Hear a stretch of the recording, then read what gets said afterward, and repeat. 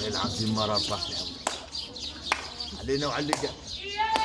كمان احنا لنا جا 20 سنه ما نشتغلوا ونجيبوا عرق جبنا بلقمه الحلال وما نروحوا اشتغلنا في ليبيا واشتغلنا في السعوديه ونشتغلوا بيت محاره ونهدوا في الحيطان في المحاره، وزي ما احنا دخلناش زي ما احنا رفيعين، والعيل تلقاه معاه ياكل باطل وابوه ياكل باطل وياكل في الربي وياكل في حرام، تلقى العيل كرسه طالع لقدام والرقبه كدي والدراع كدي، ده كله من الباطل دي.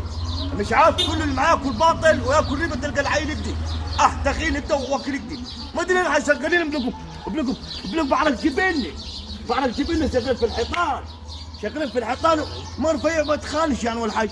العيل اللي بيعطوه معاه ياكلوا باطل تلقى كرشه كدي ودراعه كدي، كله من الباطل دي. فينا شر الباطل وفينا شر الحرام، وبطنهم نارا يوم القيامه.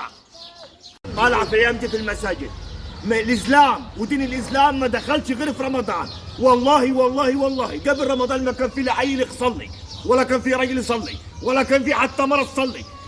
تخش الجامع ما شاء الله دلوقتي تلقى بالصلاة على النبي بالعافية مع القلي مكان، ادي دقني بعد 15 يوم بالضبط الصلاة هتخف. يعني الاسلام دخل في رمضان يا ناس يا بطلين اكفل.